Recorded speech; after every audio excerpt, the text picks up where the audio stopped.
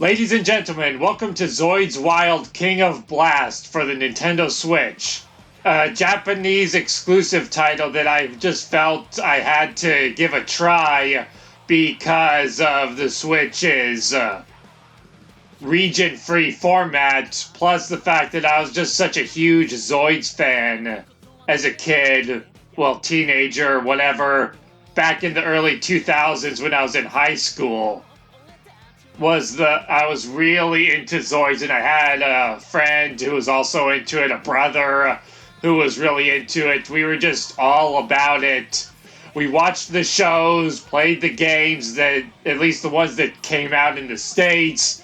Unfortunately, Zoids never really hit it off outside Japan, but I still tried to enjoy it to the best I could.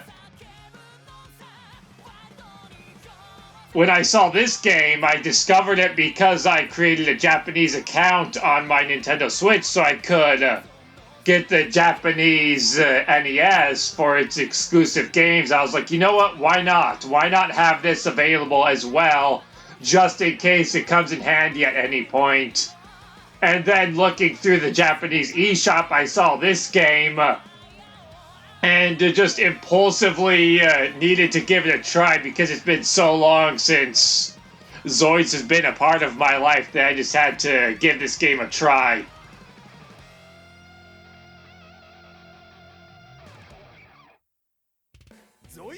Now, that may sound like this is a blind run, but it's not. I have played this game a fair bit already, mostly to unlock everything, but it's been a few months, I think, since I last played it, because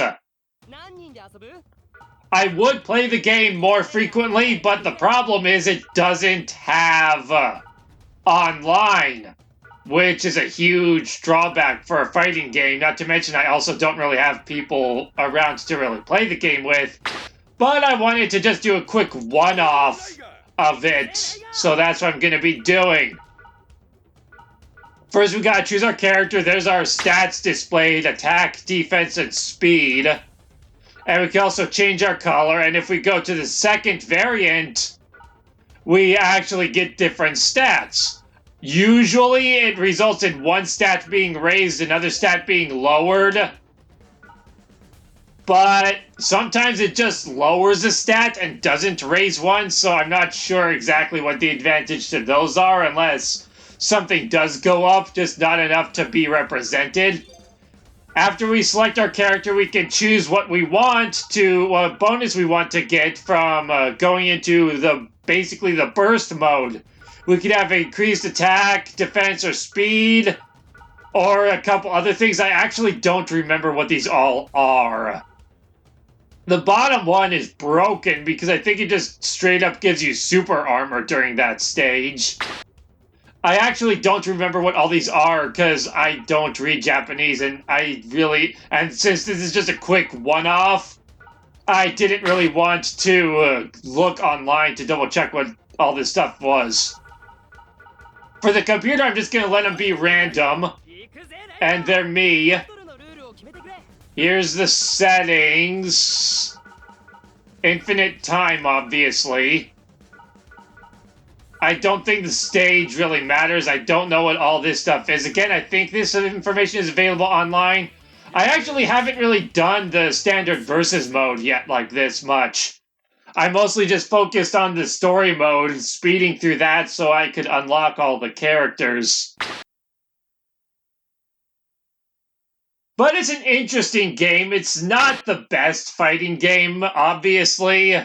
Something like this wouldn't be, but it has some interesting gameplay mechanics. I just have to remember how everything works. Such as those bars on the bottom of the screen, those are our special moves. We have 3 special moves, and all characters are the same with that. And you use those by holding R and then pressing the respective button. And then you have to wait for the gauge to recharge before you can use that special move again. I need to try and remember some of my combos and such as well. Also, when the character glows yellow like that, it means that the move is like a defensive move, like it'll give you super armor against certain attacks when you're like that.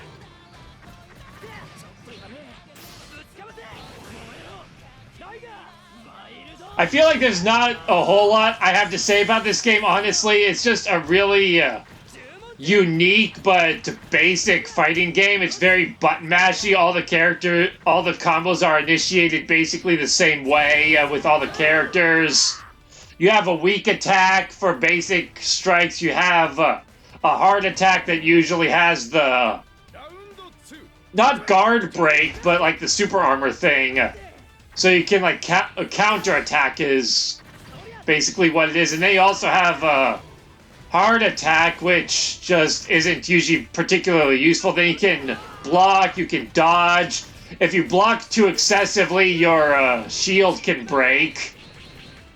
I'm just getting wailed on.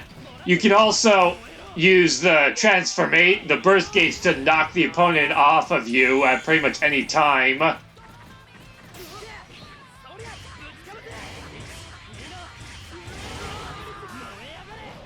You have a super move like that you can use once during your transformation. As you can see, combos can get ridiculously powerful, and that wasn't even the best combo I could probably pull off if I actually remembered what all my stuff was. You can dodge. You have a dodge button.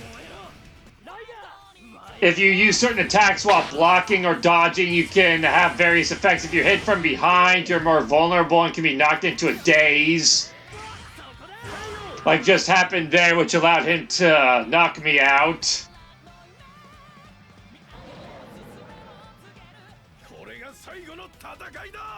One thing that's interesting about this game, though, is the gameplay mechanics vary based on whether you're, I guess, a good guy or a bad guy. Because the good guys have that Wild Blast transformation. And when they do that transformation, they get, like I said, the various bonuses, which you choose which bonuses you want. At the start, you can have increased attack power when you enter that form. You can have increased defense, increased speed, or like the super armor, and there's one or two others that have special effects as well. But I don't remember exactly what those special effects are off the top of my head. I looked them up online. There's actually a walkthrough somebody did online at GameFAQs that posted like what all the menus are and such. So if you want to actually know what all the menus read, you can check that out. Broke his guard because he's blocking too much. I'm actually not sure what the difficulty is set to at the moment, but I'm rusty. And with limited time available to record, I didn't want to spend the time doing practice matches. I figured I'd just get back into the groove as I play. This quick little one-off is just something I wanted to do. Which option do I want? Not that one. There's a move list and combo list. I want to go back to the character selection. Because if you choose a villain, they function differently. I actually want... Yeah, let's just use this guy. Yeah, like him. Look at that. Two of his stats go down for his unlocked form. So it's like, why? There's gotta be something to it, but he only gets two options, and I'm actually not sure what the differences is between those, so I'll just choose the top one. And then he also gets this choice, because the villains have a thing called Death Blast. I'll click that, whatever. Computer can be random again, because while the heroes have the Wild Blast... This is actually a cool looking stage. The villains have Death Blast, which functions differently. First of all, it's charged right at the start of each round. You start with it automatically charged, whereas the Wild Blast has to be built up.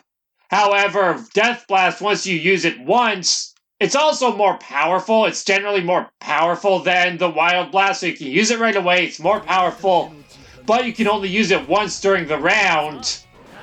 Whereas Wild Blast, you could theoretically use it right off at the start of a round and then pull it off again if you're able to get it charged up. Death Blast, you can only use the one time. And also, while it's active, it drains your health. But with this, I can just run into the guy and deal him damage. Which makes this guy kind of interesting. And this game has some interesting characters. And there's even some status ailments mixed into the thing as well. Because some characters can inflict things like confusion or paralysis, or not paralysis, but poison. And there's also one guy who, when he uses his Death Blast, he fills the field with fog and becomes invisible. So all the characters are definitely unique, and there's a lot of interesting gameplay mechanics in the game. Despite the fact that to help make it a little bit more interesting, despite it otherwise being a really just generic bare bones game. See, like this thing, I can now just run into him and deal damage. And that was a narrow victory, but I think the difficulty is kind of low or kind of near the middle. And just like that, I get my Death Blast again, so I could just use it right away if I wanted to, but I'd rather save it to save myself from an opposing combo or something. Oops, wrong button. So now I can just use that to blast him off.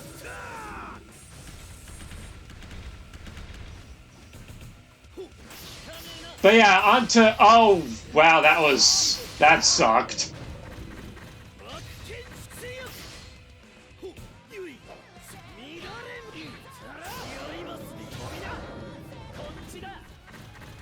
So, on to Zoids. Like I was saying, I was really into this. I played the games, I had a friend who was into it, and we talked about the show a ton. Some of our favorite moments to talk about were from Chaotic Century, involving the flying papaya.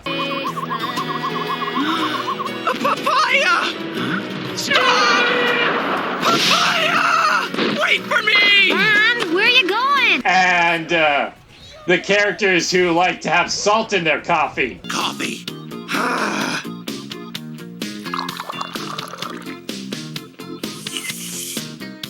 Nice and salty, just the way I like it. My favorite character from the series, Irvine, was also from the Chaotic Century storyline. I definitely preferred that. At first, I preferred the New Century Zero over that.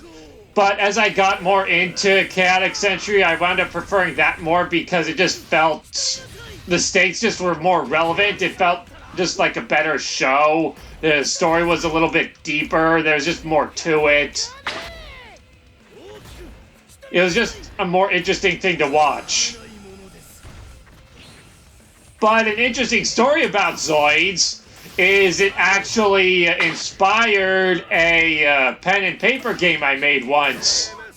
As a kid, I played Dungeons and Dragons for a short while. I never got too into it, so I didn't play it for very long. It didn't hold my attention. There were a lot of things I didn't like about it. I think some aspects, because I think one thing I didn't like about it, which I feel like is part of the appeal of the game, honestly, for most people, I'm sure, is the realism of the game. I didn't like that, though, because it was a game. I don't want to be fighting myself. I want to be able to have some of the other characters showed off. There we go. She's an interesting one because her Zoid has attacks that can poison you. But she's also fast, but she's really weak and can't take very many hits. So yeah, I used to play Dungeons and Dragons when I was a kid, but it didn't hold my attention. There's just too much to it. I think I just didn't like how technical it was. There were way too many rules, way too much information. So I wasn't a fan for very long. I liked it for a while. I liked playing human clerics and dwarven fighters, at least for the short time that I played the game. But what the game did do, even though I didn't keep playing it for very long, is it inspired me to make my own pen and paper games because I really liked the idea of that kind of game. I just didn't like how D&D handled it. So I started making my own that were more akin to what I would like. And my friends really got into some of these too. They were decent games. They weren't nearly as deep as Dungeons & Dragons. I imagine a lot of people probably wouldn't be a fan of how simplistic they were. But I remember making a lot of games. I made a couple ones with medieval settings. My very first one was super generic and straightforward. And then I had one that was... and then I made a couple Dragon Ball Z ones. One that was inspired by the old video games by using a similar card system where people would fight the battles using decks. And they also made some other interesting games, but the point is, one of my games was heavily inspired by Zoids. It wasn't actually a Zoids game, but it was just inspired by it because it was a mecha game. And part of the game's mechanic was you could make your mech be anything. You would, when you creating your character, you would customize your mech and decide what it wanted to be. And there are a lot of customization options for not just humanoid mechs, but also beastly ones. Like in Zoids, you could have a wolf or a flying unit or whatever. And I remember the very first time we tried the game out and tested it. He had created a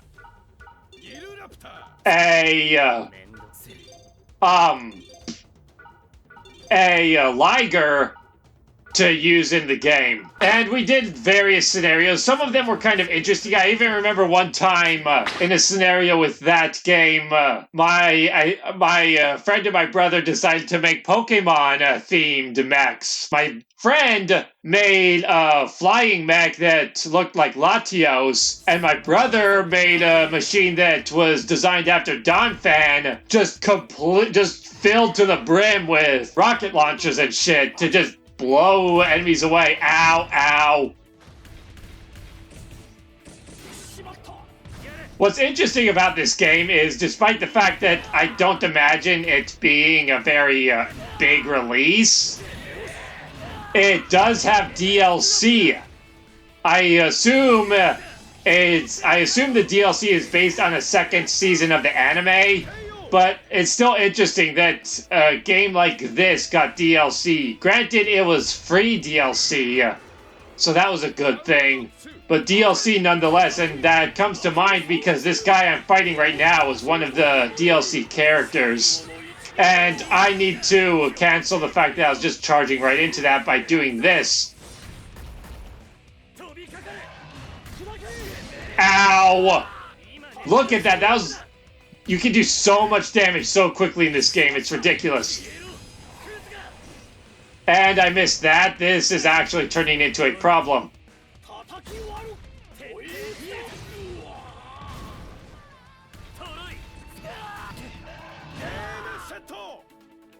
Yeah, that didn't go as well as my previous matches. But that's okay. It would be boring, I guess, if I won all of them. On to the next match. I've always been kind of disappointed, though, that Zoids never really hit it off here in the States. Because I feel like it was always just overshadowed by Gundam and other more popular giant robot animes. But for me, I always preferred Zoids over Gundam. It was just such a more interesting concept. I liked how the machines were living beings. I liked how they were just so much more interesting in their designs and their abilities than just looking different and having different guns. It just was such a more diverse and interesting setting. And the storylines I felt were more interesting. They weren't as political, which I preferred. They were, I don't know, it was just almost everything about it I preferred. So I was always kind of disappointed that it never really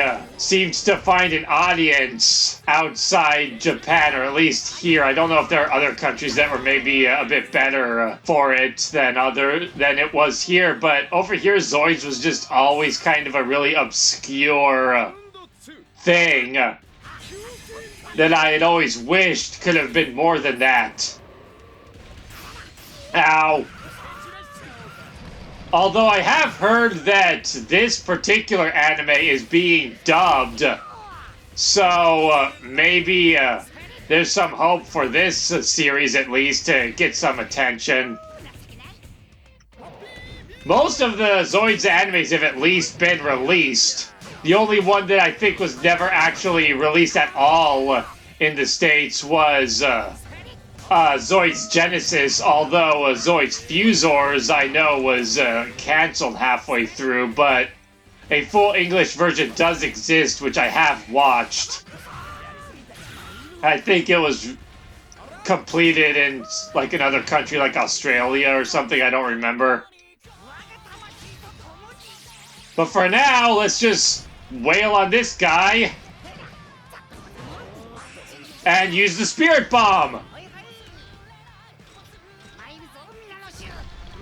Go, my minions! Destroy him! Distract him while I use the Spirit Bomb! Because that was obviously the Spirit Bomb. Ow, ow. That actually reminds me, I've thought about doing a list of top 10 or top 5 or just 5 in general Dragon Ball Z moments in non-Dragon Ball Z games. Because there's that moment in this game, and then I also think of the Pikachu's super attack in a Pokken that looks exactly like Goku punching through King Piccolo.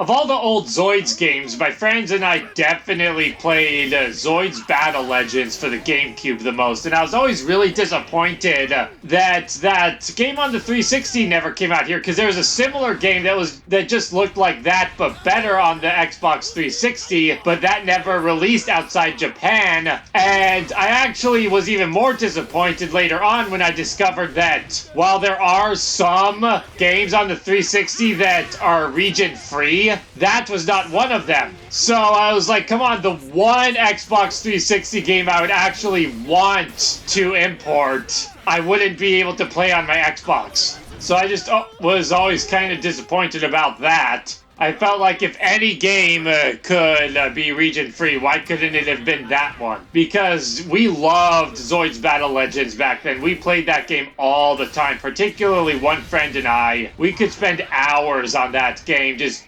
having battles with each other back and forth. I also really enjoyed Zoids Legacy on the Game Boy Advance, but my god, that game's encounter rate was insane. And that also had a versus mode, but we never really had the opportunity to take advantage of that. So, nothing ever came of that. Then there was Zoids Assault for the Xbox 360. And I did play that for a little while, but I got bored of it rather quickly. It just didn't hold up. There wasn't anything to it to really hold my attention.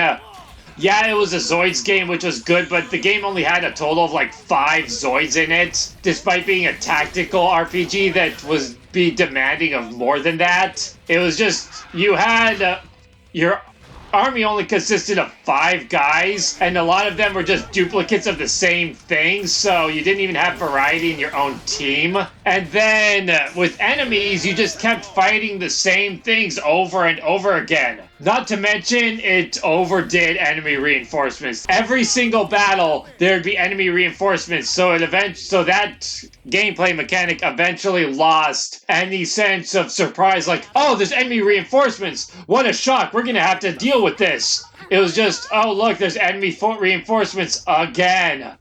Like there always is. So that game I didn't beat. I got about halfway through. It wasn't even that long of a game, I don't think. It wasn't the worst game I've played, but the strategy aspect was kind of repetitive. And just the fact that there were so few Zoids in a game where there was so much potential, it just felt like it was a waste. This little cannon guy is interesting because one of his moves which is a cannon, has a particular amount of ammo it can fire before its cooldown kicks in, and I believe it's the only move like that. So the game definitely has variety, and I appreciate that. Really, I just wish it had online play, because that would give it more replay value than it has, because I feel like a fighting game nowadays really needs that to stand a chance against others. It would be fine if I had some people to play the game with, but that opportunity is rarely available, and even when I do have friends around, usually we're gonna play something better than this, like Mario Tennis, or Smash Brothers, or Rocket League. So this is something that will just kind of be ignored. So I just feel like it would need to have online to really be able to take full advantage of, which isn't an option.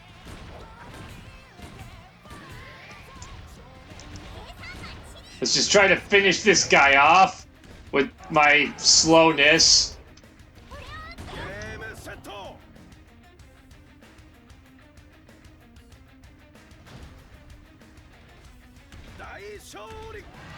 And I suppose that's that. This is just a quick one-off I wanted to do simply because I enjoy Zoids so much. And so I decided, what the heck, let's play this Zoids game. Give the channel something a bit more interesting and unexpected compared to the usual stuff that's a bit more standard as far as the games go. And I feel like I could probably come up with more to talk about, but I'd have to sit here for a while and actually think about what I want to say.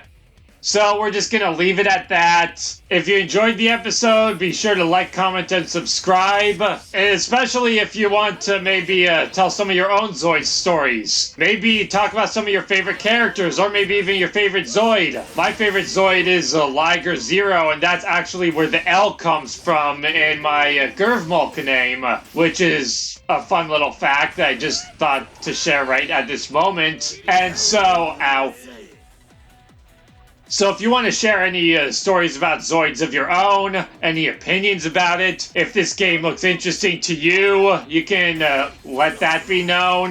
This opponent's annoying because he can lock your special attacks. And with that, thanks for watching.